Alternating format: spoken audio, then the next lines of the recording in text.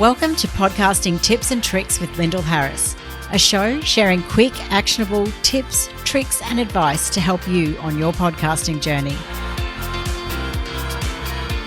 Hello, and welcome back to another episode. I am your host, Lyndall Harris, and I'm the founder of Podcast VA, where we help simplify your podcasting journey. In this episode, we are talking about dynamic ad insertion. Now, before you hit skip or stop because you think I don't run ads or I don't have sponsors for my show, just hold up and hear me out, especially if you're a business podcaster, because this is about a golden opportunity that could make a huge difference for you and is a feature that is often overlooked. So we're going to cover what is dynamic ad insertion or dynamic content insertion and how it works, the benefits of using this feature, some of the hosting providers that allow for internal ads, and some examples of how you can start implementing internal promotions now. Firstly, let's talk about the fact that when you think about monetizing your podcast, you're probably thinking about ads and sponsorships. And that can be really off-putting for a lot of podcasters because they aren't getting thousands of downloads per episode. And let's be honest, that's a lot of us. And you may know that you can arrange informal, direct sponsorship agreements with people, but you're not really sure how to actually start with this. Now, in this episode, I'm not actually going to focus on the ads component or the sponsorship opportunities.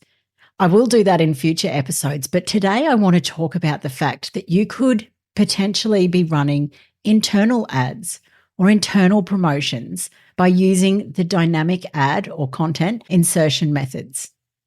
So, for example, you can be promoting your products, your services, events, lead magnets, etc. So when we are podcasting as part of our business marketing activities, we spend a lot of time in creating our episodes and sharing our knowledge. And whilst listeners may often have an idea about what we do they really know? At the beginning of this show, I often say that this episode is brought to you by Podcast VA, who simplify your podcasting journey. But do you know exactly how we do that? If you visited my website, you might know, but I often don't talk about it much in the show itself, and neither do a lot of business podcasters. And I guess that all comes back to it's about the listener experience. You don't want to be spammy and you don't want to go on about what you do every single episode, because then I'm not sharing value and it just becomes spammy and no one will listen. But if I'm spending my time sharing content that is useful, I don't think my listeners will mind if I then drop in some promotion or information that may be useful and of interest to them. Okay, let me take a step back and talk about what is dynamic ad insertion, or DAI as it's often referred to. So the dynamic ad insertion is referring to inserting advertisements into your podcasts that are tailored to the audience or the subject matter, rather than actually being embedded directly into the episode when it's recorded. And some hosting platforms allow you to replace the word ad with content. So dynamic content insertion. And if you think about the word dynamic itself, it really explains it. You can add and change the audio files to suit the campaigns really quite easily. Now, before dynamic ad insertion, the traditional way of promoting or running ads were to fix and record the ad into the actual episode, and they're known as baked-in ads. If you've ever listened to some of my old episodes, you'll hear that I tried to organise a podcasting conference back in 2020, which ended up being cancelled by COVID. But those baked-in ads are still in my episodes. And half of those episodes are evergreen content, so they're relevant regardless of how old they are. But when listeners listen to that, the ad isn't relevant to them anymore, and it's 4 years old. With dynamic ads, you, the podcaster, can actually choose exactly where to place the content or the ad in the episodes, and it's generally pre-roll, mid-roll, and post-roll, And you can actually drop these markers through your entire back catalog. So you insert an ad marker or an ad slot, and after that, you manage the campaigns through your hosting platform. So if you have 100 episodes, when somebody listens to episode 10 and you're running dynamic ads or dynamic content, they're listening to the ad that you recorded and started when you were recording episode 101. But they're still hearing it because they're listening to your back catalogue. With baked-in ads, they might only be relevant for 3 or 4 episodes, and then they become old or outdated. And as I mentioned, if you choose the right hosting provider, they will allow you to use these insertion points to drop in dynamic content instead of dynamic ads. So you're not going to the ad marketplace. You don't have to have thousands of downloads per episode. You can record a separate ad that promotes your products and services or events or whatever it is and drop it in at that insertion point. And so the dynamic content side of things works really well for the internal promotions or internal ads. But also, if you have a sponsorship arrangement that you've worked out directly with the sponsor, then you can use it for that as well. So let's talk about leveraging dynamic ads for internal promotions. The beauty of dynamic ads lies in their flexibility. And you can modify them to fit the context of your episodes or audience in real time. Let's say you're running a conference and you're selling tickets. Instead of recording that into the episode for the time that those tickets are available, you record a separate 30-second to 60-second track, and then you manage it in your hosting platform so that that ad actually runs through your entire back catalogue of episodes. So everybody knows when your tickets are on sale. And then when your tickets are no longer on sale, you turn that ad off. It's no longer running and you can replace it with something that's more relevant. Or you could just have nothing there because it will still play through seamlessly for the listener. And I'm guilty of not taking advantage of this, but you will notice that I will be starting to use dynamic ads in my episodes as well. Are you interested in meeting and networking with other podcasters based here in Australia? I am going to start running some online networking events via Zoom. And if that is of interest to you, jump over to my website and register so that you get the emails about the events. I already have about 65 podcasters who have registered their interest. So if it's something that you would like to hear about, head over to my website at podcastva.com/Zoom-networking and sign up to the mailing list so you hear all about these events. So that's podcastva.com/Zoom-networking. See what I did there? That was a dynamic ad. Some of the benefits to using this feature, not just for internal but also external ads, is that the content is fresh and it's up to date, and you're not hearing about a conference that I was advertising 4 years ago. You reach all of your audience because you can insert the ad into your entire back catalogue as well as the new episodes as you release them.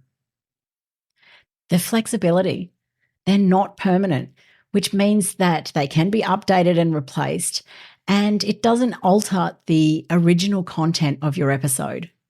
The technology behind it makes this a really simple process that you can manage the different campaigns easily, and it doesn't take hours of your time to replace and edit the episodes that have the baked-in ads. It's a seamless listening experience. To the listener, it's all going to seem quite organic and it doesn't feel really jolted. So whether you are running an ad in there or not, it's going to be a seamless listening experience for them. On that note, you do want to be mindful that you keep them short and relevant and that you don't put too many of them in there because that will ruin the listener experience. And lastly, the customization. You can tailor different episodes to run different content insertions or internal promotions. For example, if I'm promoting my podcast launch program, I can run that campaign whilst the cart is open for people to buy through all of my episodes. And then when cart is closed, I turn that off. What I could do as well is look back through my episodes and mark which episodes I want to run that into because it's more around the topic of launching a podcast, as opposed to running that particular ad campaign into the shows that are more targeted for people who are looking for growth tips and tricks. So you can see that it really does allow for flexibility and content that is going to be up to date and relevant for your listeners. Now, it's really important to note here that not all hosting providers will allow you to do that. A lot of them will have the dynamic ad insertion feature that then allows you to run ads into your show. So you do need to find one that will actually allow you to add dynamic content. Now, at the time of recording this episode, I am only aware of 2 hosting platforms that allow you to add in the dynamic content rather than a dynamic ad. And those hosting providers are Captivate and Buzzsprout. Now, I am a massive fan of Captivate. I use it personally. I absolutely love everything about the program, but I also know that Buzzsprout offer a very good platform as well for you to do this. So if you're interested in doing that, have a think about whether it's worth transferring your podcast host so that you can start taking advantage of this amazing feature. And I have actually done a previous episode about how to transfer your podcast host, and I will link that in the show notes. Now, let me give you a few practical examples of how you could start using internal promotions in your podcasts.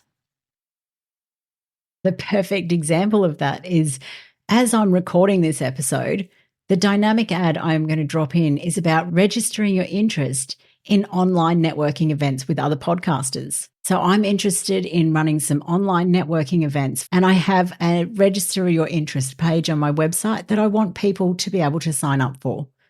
But depending on when you hear this episode, that might not be the dynamic ad that you have just heard. Another opportunity could be promoting a lead magnet so that I'm building the list.